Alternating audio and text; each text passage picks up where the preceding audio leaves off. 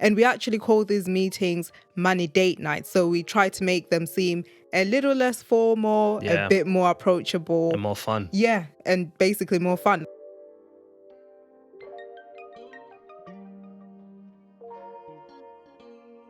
Are you and your partner trying to figure out how to actually start budgeting together? Or are you looking for ways to improve the budget that you currently have and make it work for the both of you? Well, today we're going to be teaching you 5 steps of how you can actually budget together and make things work for you as a couple. Yeah, today we're not holding back. We're pulling out all the financial numbers that you go through together to make sure you're creating a budget that works for the both of you. And then at the end of this, we're going to give you 1 success habits that Right. makes sure that we remain on the same page about our budget, because that is one of the hardest things to do when you're budgeting together, is to make sure that you're, number 1, you're on the same page, Right. but number 2, that you actually stick to your budget. Now, I don't know about you, but I still remember when we tried to set up our budget. It was so difficult. Right. It was such a slog to go through. And so these 5 steps that we're teaching you today are from our own experience that we've gone through when we set Yeah. up our budget, from the many mistakes that we made to the many ways that we tried that didn't quite work. Yeah. When we adopted these 5 steps, it just clicked, and we hope that it will do the same for you as well. Step number 1. So this one is really key because before you even start putting the numbers down and trying to figure out how much you pay for that, and the other, it's important to figure out your budgeting strategy. Now, so are you going to split everything in half, or will you adopt the our money mindset? So we actually have an our money mindset where we actually put all our money together and then we pay for things that way. But you have to find a way that actually works for you and your relationship, or you and your partner. So do you prefer one method or the other? Or do you prefer to have a mixture of both? You just have to find a way that actually works for the both of you. The other thing that's super, super important when you're talking about budgeting strategy is the tool that you're going to use. So nowadays, you've got apps that work to budget, you've got spreadsheets, you can use an envelope system, you can use whatever works for you as long as you've got a budget that also works for the both of you. So we actually love using a spreadsheet. So we take it a bit old school. We love the spreadsheets. And the reason for that is simply because we can see everything on a spreadsheet. We can both access it, look at it whenever we need to. But a lot of people might find it easier to then use the apps on their phone. That's easily accessible. So it's about choosing the best strategy for the both of you, and a strategy that you can both access and can both use at any time, at any point, whenever you need to look at your budget. Yeah, absolutely. And it's one thing to remember with these tools, right, is that you pick a tool that essentially elevates your budget. You don't want to pick a Right. tool that's going to make it seem like such a boring thing to do. Because if you're not really into spreadsheets, then don't do spreadsheets. It's literally that simple. Yeah. But if you're like us and you like to geek it out a little bit, then spreadsheets are a great method to use because, like she said, you can see everything on the Right. same place.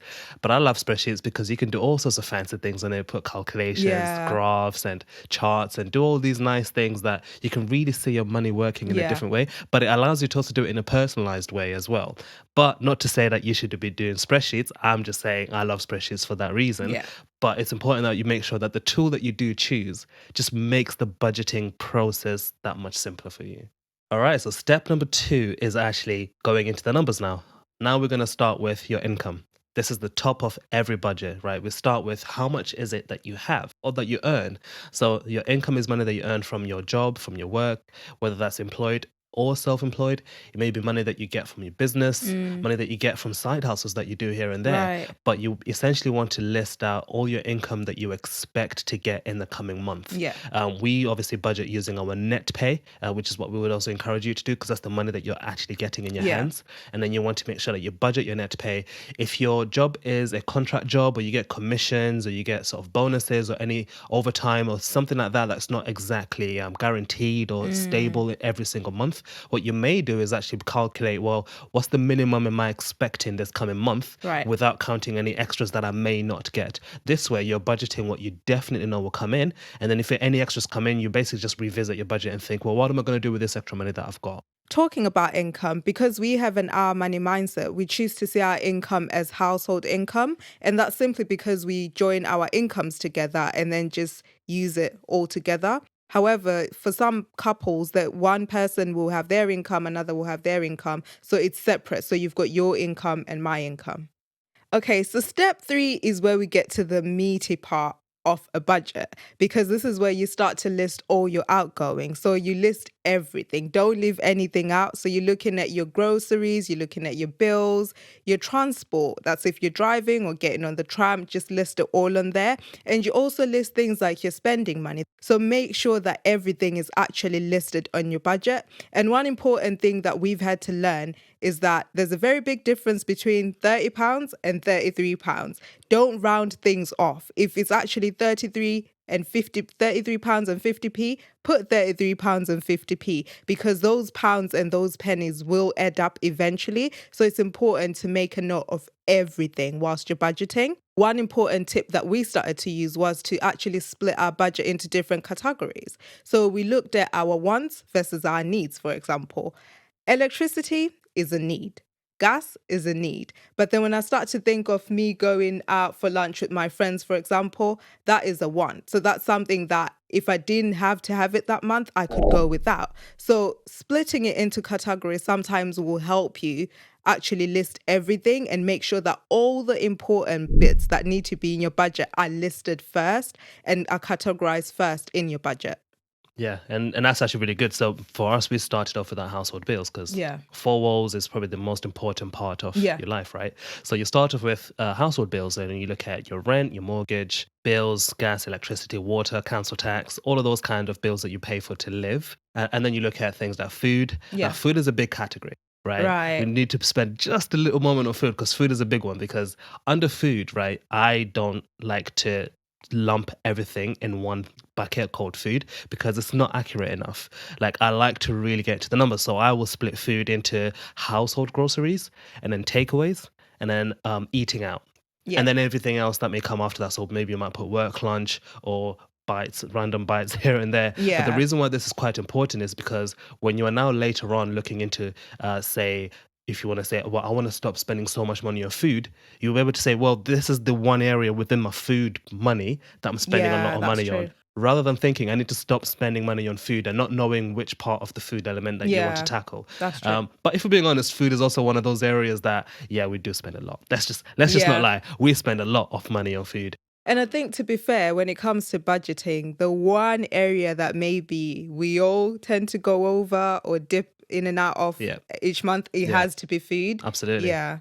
And the final thing that I'll also add on is that have a miscellaneous section within your budget Right. because there's always going to be things that you just don't think about, things that will just come up out of the blue. Yeah. And that would just be like, oh, yeah, okay, this thing is like an extra £5 this month or an Yeah. extra £50 this month.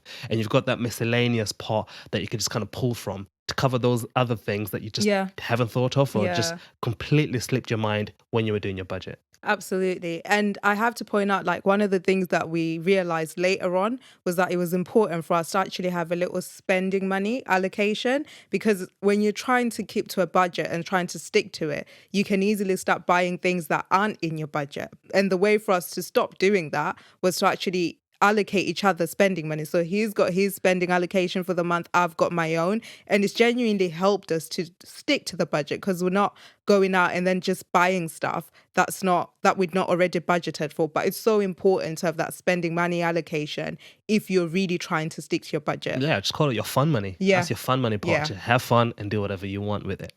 Once you have all your expenses and outgoings listed out, then what you want to do is essentially subtract that total number from the total income that you're getting. And the question is, how much do you have left? Now, at this point, you're able to really answer an important question. Are you living paycheck to paycheck? Right. Are you spending more money than you earn? Or are you actually earning enough money to cover your living expenses? And Yeah. this is probably one of the most important questions to ask yourselves at this point because it will literally guide your future decisions moving on from here. And this leads us to step number 4. Right. Step number 4 is about what are your future financial goals. Your financial goals essentially will guide your decision making, particularly if you do have money left over between your outgoings and your income.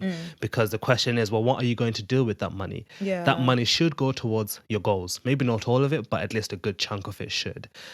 We break down our goals into 3 sections: short term, mid-term, and long term. Short term, we kind of look at anything that we want to reach over the next year. midterm, anything we want to reach within 1 and 3 years, Yeah. and then long term, anything longer than that. You can use your own timescales, but the idea is that you are clear about the financial goals that you're trying to aim towards and the things that you're trying to reach. And this might include things like saving up an emergency fund. Right. It might be things like investing money for your retirement plan. Yeah. It might be to earn more money at work and to increase your salary. Whatever your financial goals are, you want to have an idea of what they are, so then you can then plan them in your budget and say, this is my goal, so I'm going to use my money towards my goals in this Yeah. way.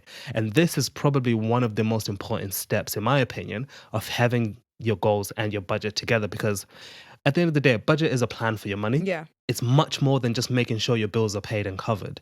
Yes, that's a big part of Yeah. it. But another part of it is to say, well, how are you going to allocate money towards your goals and make sure you actually reach your goals? And that's probably one of, for me, the most important things of having a budget that links to your goals. Yeah. And I guess it's important to also say that debt repayment can also be a financial goal. So is investing or saving up for a house. So those are also other financial goals that you could then include when you're doing this part of your budget. Yeah.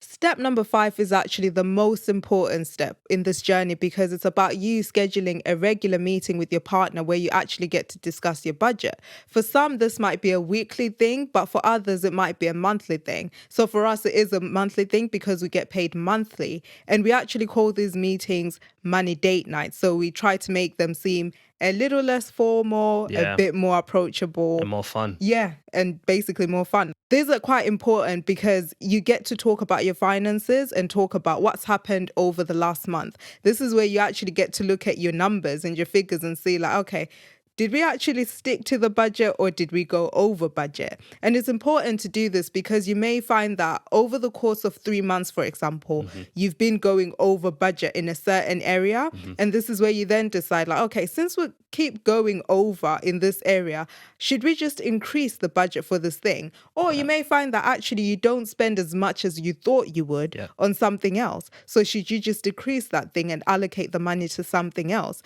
But you won't know that unless you have the money date night, unless you have regular meetings to talk about those things and see where you are.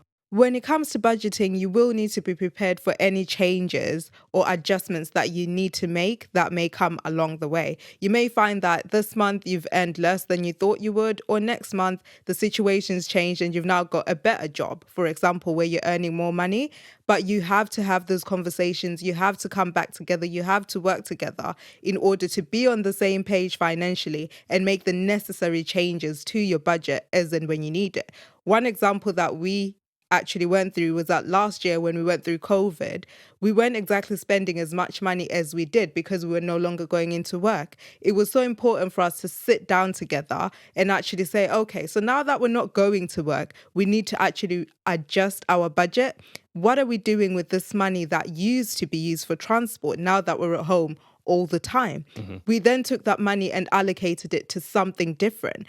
But it's important to then have these conversations, and it's important to come together and sit down and make the necessary adjustments that you need to. Because one of the key things that will help you in this journey of budgeting together is to actually work together. Above and beyond just kind of going through the numbers and the budget and making sure that, you know, your bills are paid and your goals are on track, Right. is that you can use these meetings as a moment to just literally cheer each other on your goals. Just be like, wow, like this is really great. Look how far we've come. Yeah. And look at where we are right now. Like we've saved this much money, or we've paid this much debts off. And it kind of gives you the fuel that you need to literally keep going. And you're working together to make sure that money is not something that comes in between you and your relationship. Right. And that's why that meeting is so important. And there you have it. Those are the 5 steps that we have to make sure that you create a budget for the first time, especially if you're in a couple relationship, to make sure that you guys create a budget that you will, number 1, agree to, and number 2, stick to on the journey.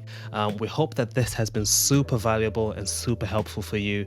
Let us know if you have anything that you'd like for us to clarify or any help that you would need further moving forward, particularly with you guys setting up your budget, and we'll be happy to help.